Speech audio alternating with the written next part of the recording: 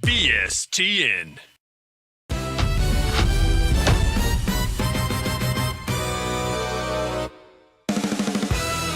Happy New Year, Sales and Tech Nation, and welcome to SaaS Center presented by BSTN. It's our New Year's special, which means we have maybe 3 viewers and 4 of them are hungover. No confetti or champagne for me today. It also means 2 things. Your quota just reset to an impossible number, and there's a 97% chance that you're not even working today, but you will soon.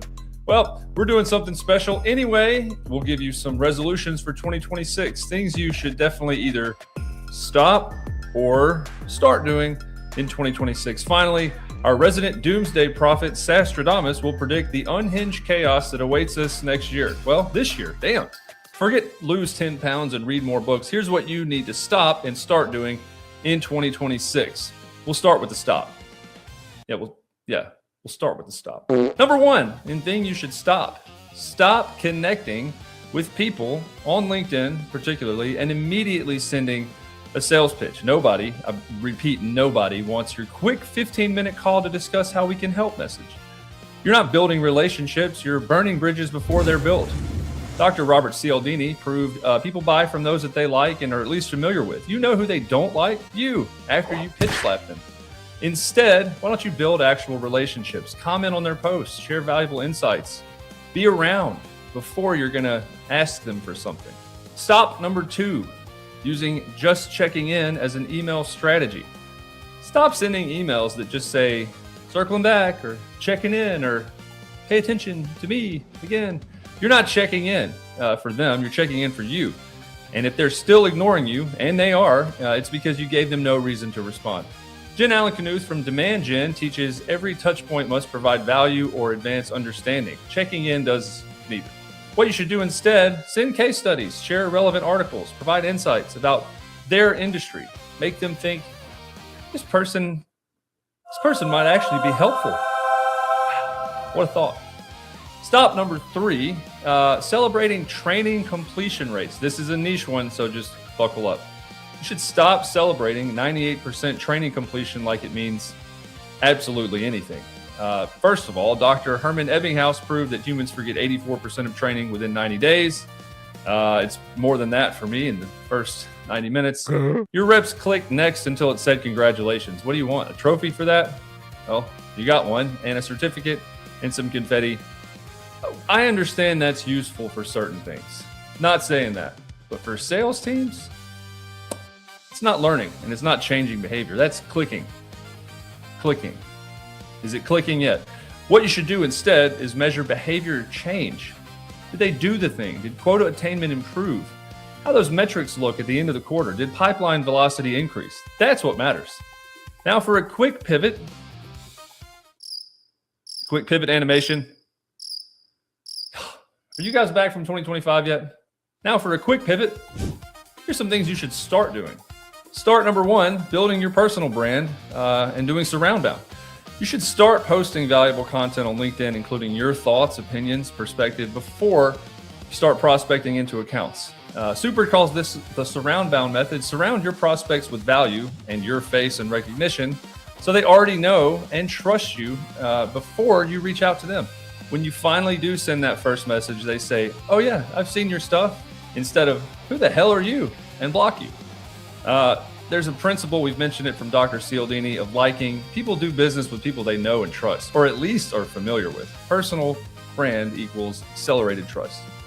Start number 2, start actually using process enforcement tools. You should start using tools that enforce your sales process instead of just training on it or documentation that's lost somewhere. Super, Gong, Chorus, tools that make it impossible to skip steps. Your reps can't forget to log the call if the system forces them to do it. Dr. BJ Fogg, behavior model, said that behavior equals motivation plus ability plus prompt. Give them the ability and the prompt, stop relying on memory, and use process rules from Super, our sponsor. Companies using process enforcement see 40% better adherence and 24% higher quota attainment. That's ROI. And start number 3, start treating AI as a tool, not a replacement. Yeah, I'll say it again. Start using AI to augment your team, not replace them. AI does research, AI drafts emails, AI analyzes call recordings. AI does not replace human judgment, empathy, and relationship building.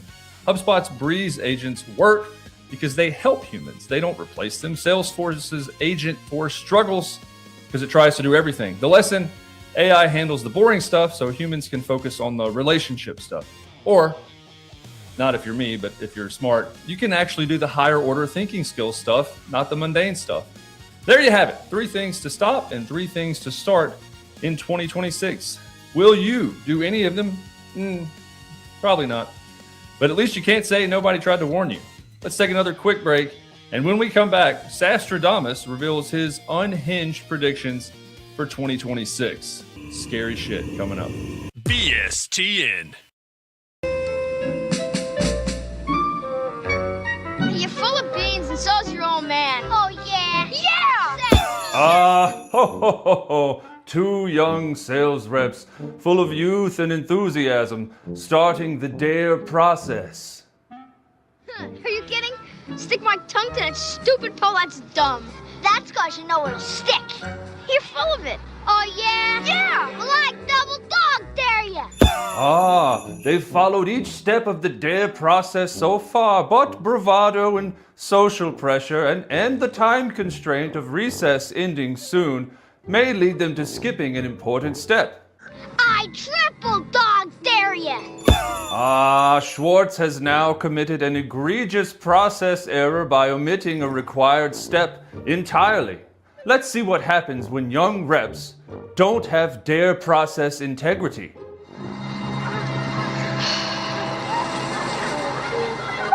Well, go on, smartass, and do it. I'm going. Without having a clear next step and visible process expectations, Flick is about to make a crucial but avoidable mistake and become, as is the case too often with deals, stuck.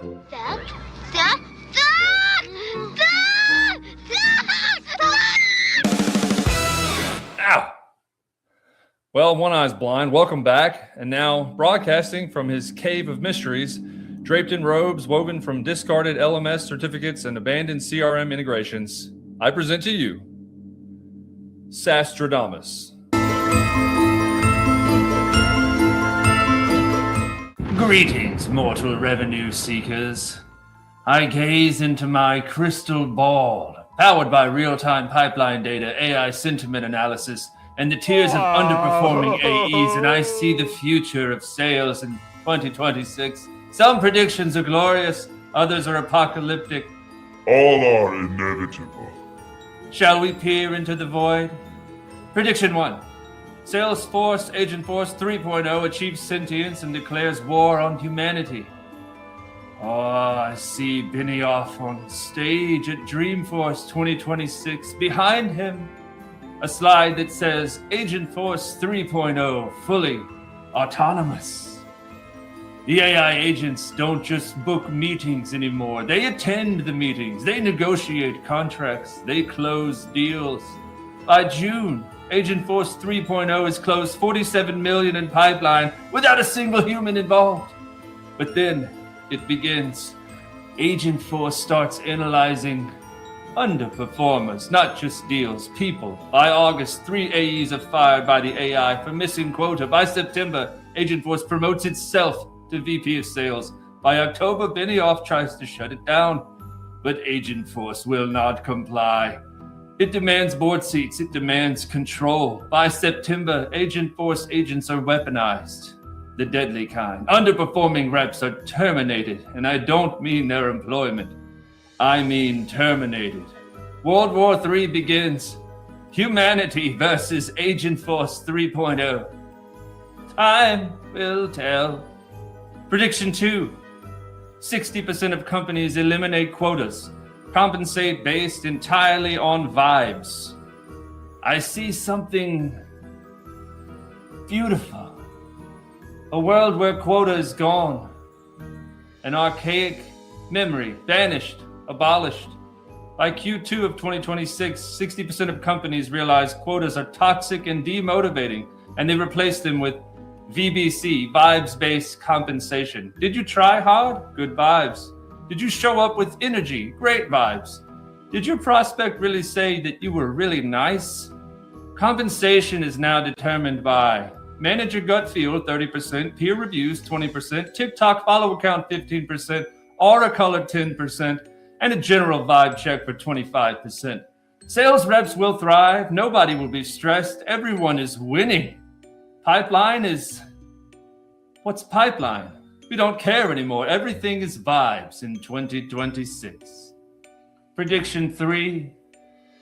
HubSpot launches 847 new features. Admins form a union and demand hazard pay. I see Yamini on stage. At Inbound 2026, the slide behind her simply says, more.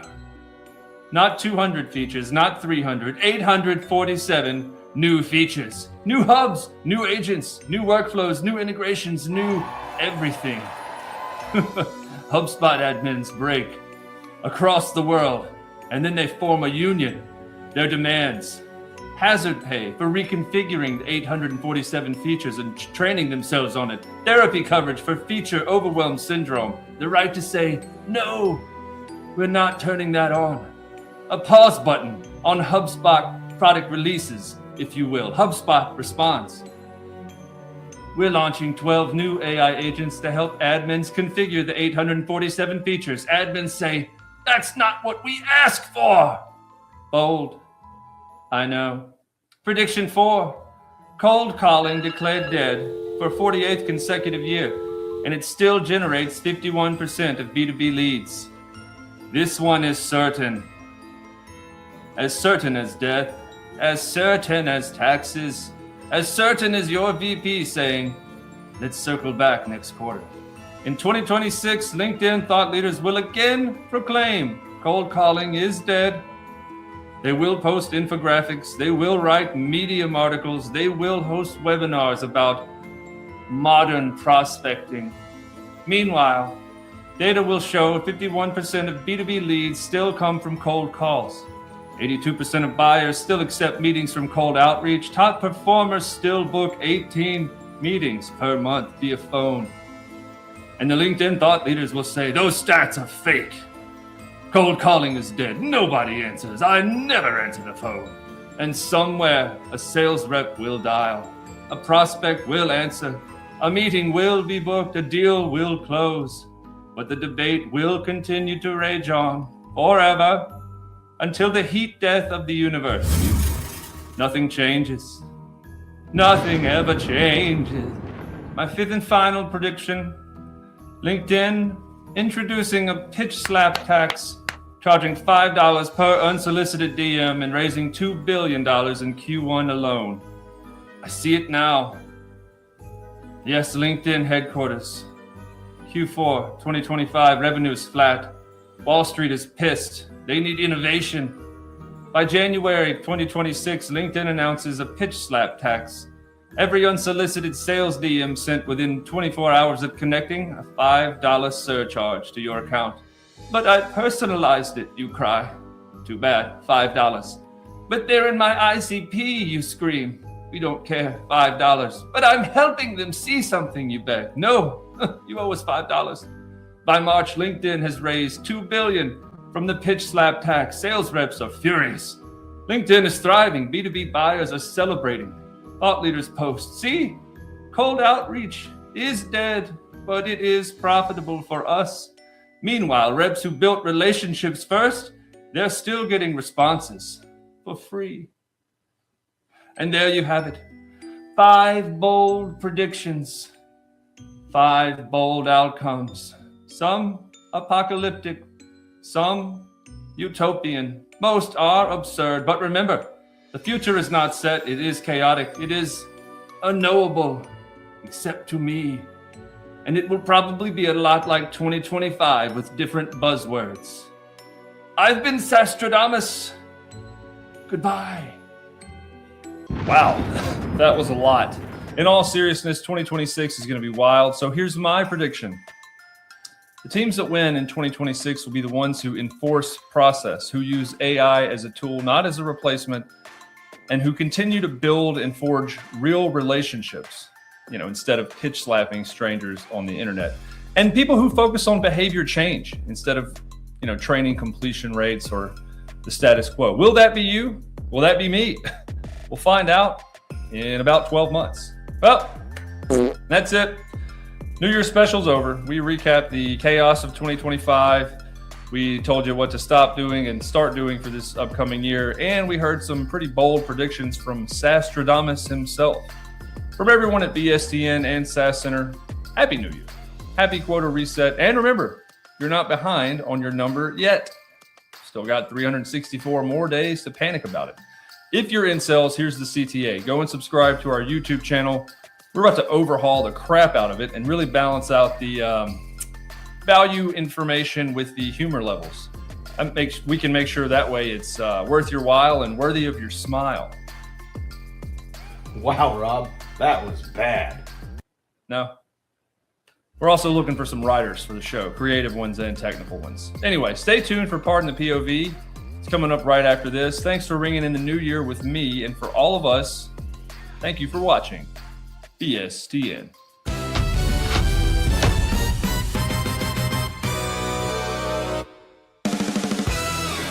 BSTN.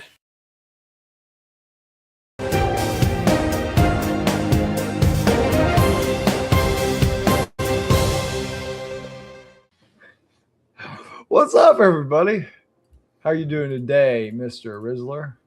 I'm good. I'm Study the Elf. You're studying the elf. I'm Study the Elf. Stud-E. Oh, you're Studley the elf. Oh my God, you don't. Wow. You Yep. said, wow. Okay. Well, nice to meet you. You stud you. Let me change my name. Studley. Well, sweet. Welcome. Since everybody came here for Crispy, at least that's what he thinks. Let us get started. What are we doing today? Is it we got some A's and B's. Let the Robert Jones Santa come to be. Is he real or is he not? Mystery.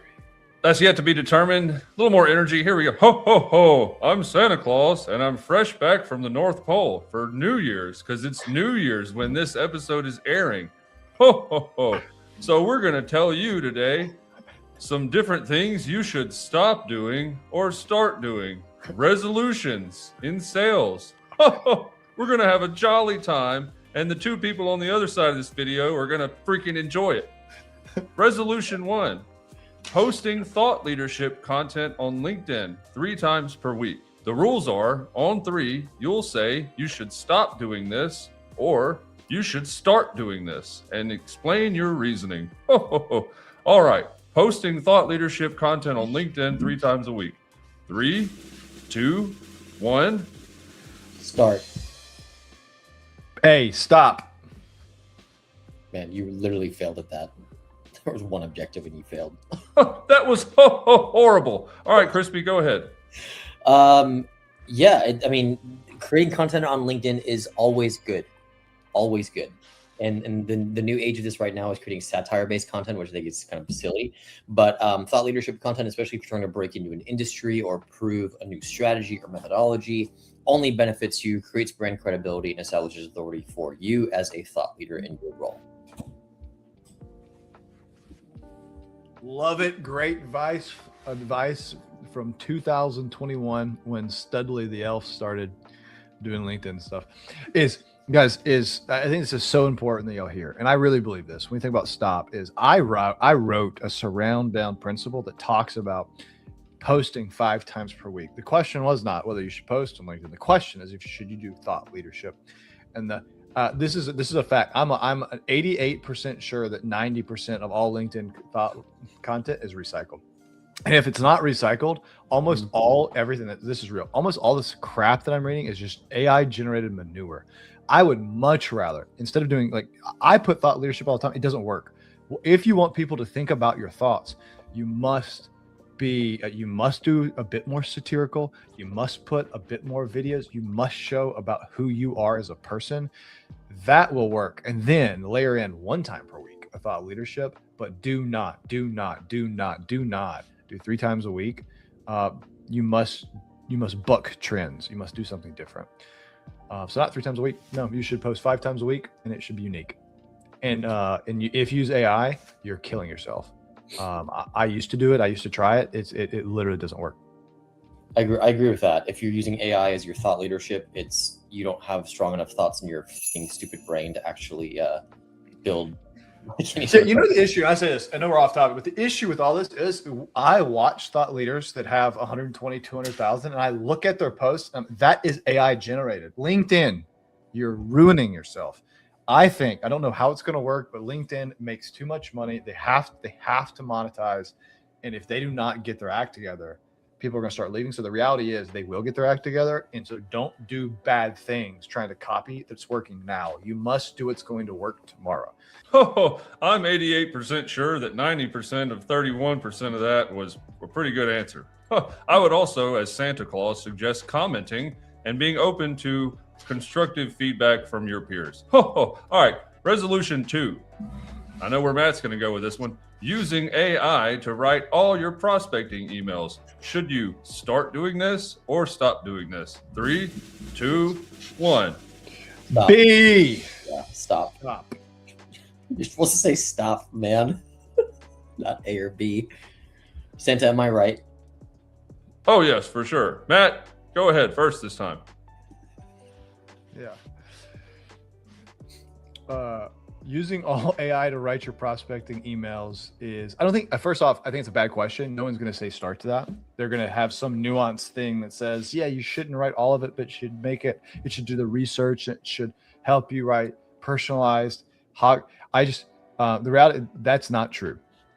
You must do what will work in the future. And there's people out there saying, use my tools and it'll help you send out bajillions of emails. And so they're telling you to do AI because it helps you send out more emails.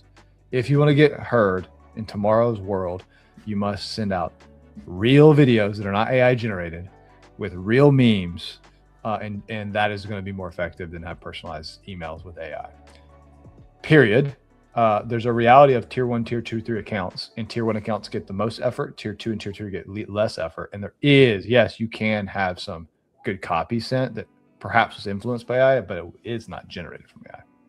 Yeah, I agree with you. I think that the usage of AI here in the email prospecting realm is more in the sense of how do you find the right targets and the right people, and that's how you use AI to aggregate those lists and contacts together, not using it to generate your content to target those specific people. It's more of a AI-powered email prospecting, not an AI-driven email prospecting, if that makes sense.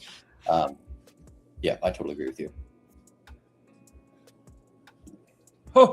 You two must have resolved to get along more this year. That's great. Agreeing with everything. Resolution 3, asking for referrals from every closed deal. Should you start doing this or stop doing this? 1, 2, 3. Start. Wow, look at Studley the Elf over there not answering anything like a... I said stop. Well, do it with some more gusto. I heard him. I said the right word at least. Go ahead, Studley.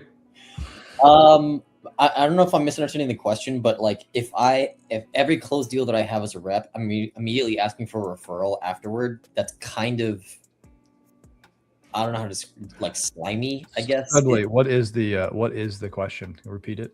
Asking for referrals from every closed deal. Okay. Asking for referrals from every happy customer to me is different from every closed deal.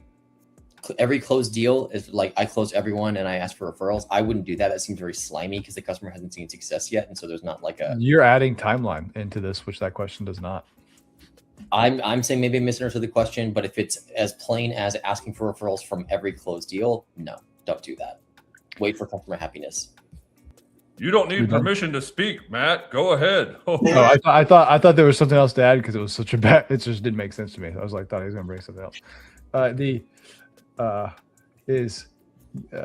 The ethos that you're asking for every referral from every closed deal is so freaking important.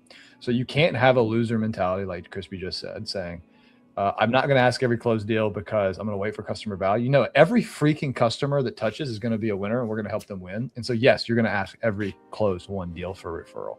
Now, there should be a process around time and when you do it. But as an expectation, as people, if you work at Super, I might go back right after this and be like, hey, we, as a habit, ask for referrals, because if you don't ask, you don't get it.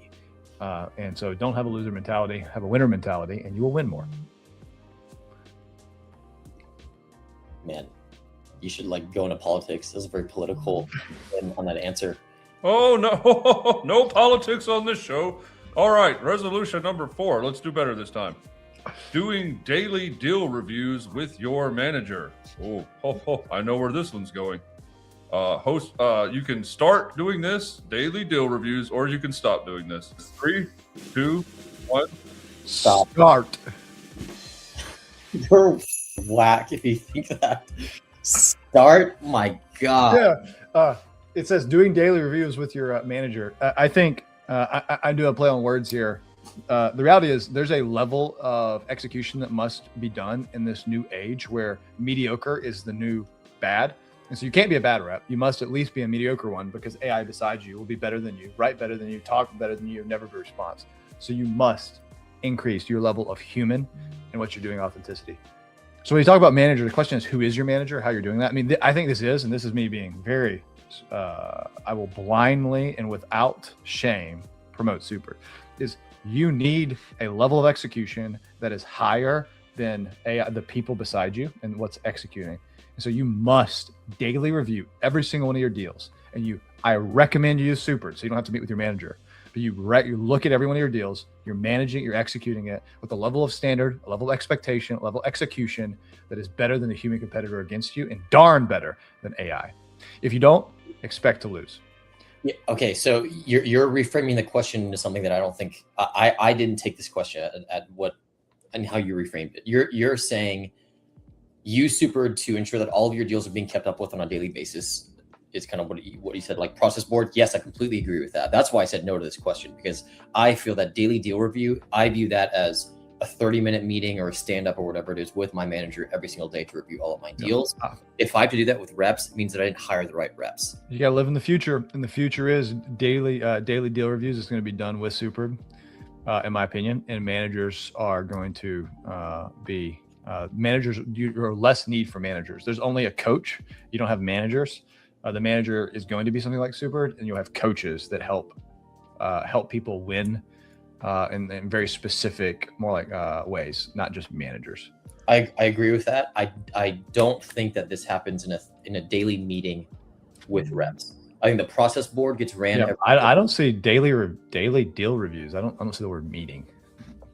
I mean, I take daily deal reviews as meeting. Like in my experience, is what daily deal reviews mean. Yeah. Is you meet with your manager to cover. If you're going to go out there slinging, since we're talking, you're going to go out there slinging Super. Daily deal reviews means getting to 0. Ho, 10 points to Gryffindor, aka Studley. Matt just removed manager from the damn question, which is a flagrant foul. All right, resolution 5. Ho. You should either start or stop cold calling for 2 hours every morning. No exceptions. Should you start or stop? 3, 2, 1. Start. You're a troll, honestly. You're a troll. That's all you are. Trollo.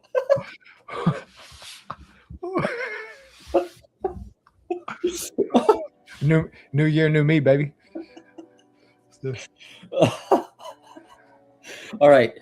Oh man, we've had this conversation before. We battled this topic. Cold calling is like I silence my phone during the day, like that. Me as a user, so I don't like to receive cold calls, nor do I answer them. And I've seen you make LinkedIn posts before of you taking a screenshot of your device and how many missed calls you have, talking about how you'll never answer a cold call. So that's why you're a troll. Number one, cold calling for 2 hours every morning. Cold calls, I don't think, are the best method or channel to reach people directly. Hence why we don't do it here at Super. And so I think that time is better spent in the actual prospecting channels that yield better results than what cold calling do.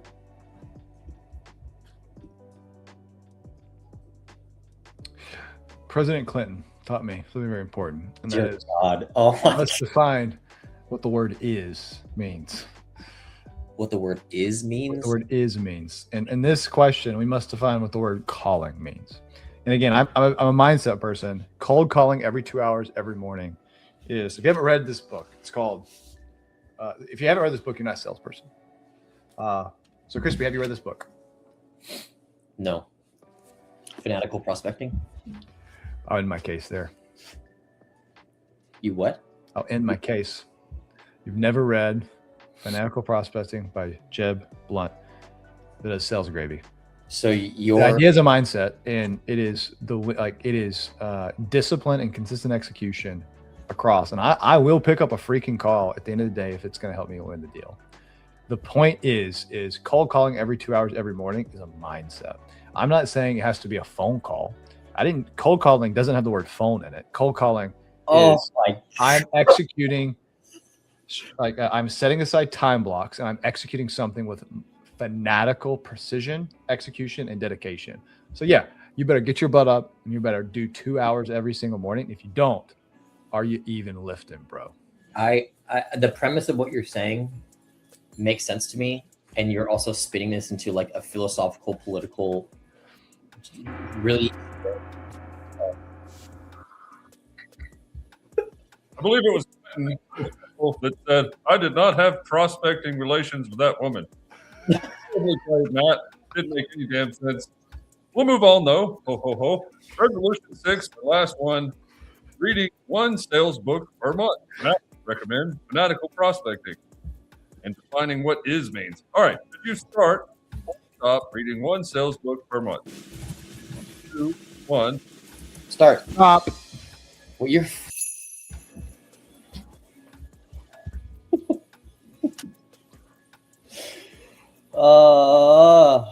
You go first because you're gonna give some philosophical bullshit answer that's baked in a pie or some shit. Go ahead. Mindsets matter, and I think you understand that. You're a warrior, and you like to execute, and so don't call what is good bad. Just call when you get beat. But this is the resolution 6 is reading one sales book per month. If that's all I said stop because if that's all you're doing, you ain't trying. You must read at least 2 books per month. You better add on a podcast. If it's your craft, which is sales, and you're going to get good at your craft, you need to educate and self-educate. And if you're doing 1 book per month, that is bare minimum mediocre, you will not be elite. Fanatical Prospecting, great book. Challengers Say, great book. Selling, Consultative Sales, great book. Unreasonable Hospitality, great book. Good to Great, great book. Growth Mindset, great book. How to Win Friends and Influence People, great book. If you don't have these just embedded into your core and how you execute, good luck. You're taking the question so literally. It's like, don't read 1 sales book per month. Read 2 sales books per month. It's like, yes, I can empathize with what you're saying. Hey, you said stop. I would argue. I said start. You said start. I mean, I don't know. I said start. Yeah. I mean, I would argue most sales reps don't read 1 sales book per month. Hence why I said start. I think sales reps don't read any books per month, to be honest, if I had to guess. So solving for the majority use case, yes, start reading at least 1 sales book per month, like the ones that Bullion just said. Look, if you want to be mediocre, join Crispy. Agreed. If you want to be fluffy and give answers that elite, and you want to read two books per month. Yeah. You determine. If you read no books per month, you don't want to be a sales rep. Oh, well, this has been fun. By the way, Matt, I got a question for you. What's the difference between an orange? Oh, all right. We've got one more resolution, and I think you're going to like this one. We'll end it after this and save the public from having to listen to Matt and his logic. But here we go. Resolution number 7. Should you stop or start tracking every activity metric obsessively? For example, calls, emails, meetings, demos, that type of stuff. All right. Should you stop or start? 3, 2, 1. Start. Stop. I believe this. Why We're gonna get off of this StreamYard, and you're gonna be like, I thought of every answer that you were going to say before you said it, and said the exact opposite to trigger a reaction out of you. That's exactly what's happening right now. I'm telling you, you're such a full about it as well, because when we're on like deal review meetings, you're like, did you log LinkedIn message? Did you log this meeting? Did you log this email? You're that guy who does that. To be very clear, is and maybe to understand how this works is I do not believe in tracking activities. In fact, if you go to our sales meeting, not once ever have I gave someone, you go to our one-on-ones, my one-on-ones with my sales reps do not have how many activities did you do, because that's not what I track. We track outcomes. In fact, I like to read books, as we just had this. You read one book. Hey, by the way, what's the last book you read? What'd you read? What book did you read this month? This month, I've not read a book. Okay, just wondering. Okay, so here's a book I'm reading right now called Outcomes Over Outputs, which is literally this question. And one of them is I do not track metrics. I've written lots of posts about this. I think it's easy to misinterpret. That's why we don't do attribution. We look at you look at behavior tracking, not metric tracking. I don't care how many emails you sent. I care the email was sent within a certain time frame right after a meeting. And we do behaviors. This is the premise of Super. And it's so easy to misinterpret, because what's easy is saying, I just need you to send 20 emails a day. That's not helpful. What is helpful is, are you sending the right email to the right person at the right time for the right reason? And that is where coaching and winning goes. So I said stop, because if you are just doing activity tracking and you're doing it obsessively, you'll lose. You must think about the outcome. You must think about the value. You must think about the customer behavior, and then measure for outcome, not output. So no troll. Mr. Studley. Yeah. Outcomes over outputs. I'll end this here, and then Santa, you can ring the gong. Outcomes over outputs. I am 2x revenue is what Bullion is for the month, because he's too busy reading books that talk about outcomes but don't actually realize them. So yeah. Read your books. I'm too busy closing deals. And we're going to close the book on this episode. It's been a great new year. Not quite sure why the hell I'm here as sales applause. Matt, Crispy, go ahead and end it, boys. Oh, I'll let you give the first try here. Give the first try? Man, as we get closer to the end of the year, Bullion gives less and less of a what's happening. I can see the progression of this over time. And so as you go into the new year, give more of a about what you do, especially in the realm of revenue. And happy holidays to everyone. Merry Christmas. I'd say as you think about this new year, is you'll feel this impulse from society to say you must reinvent yourself, or that you need to do something new or some new goal. And I would challenge you to not follow like a lemming over a cliff. Yes, it's a good time to rethink, but do not just make goals. I think it's a really, really, really good time. And I say this, what is normal in your home is what you're forming to become.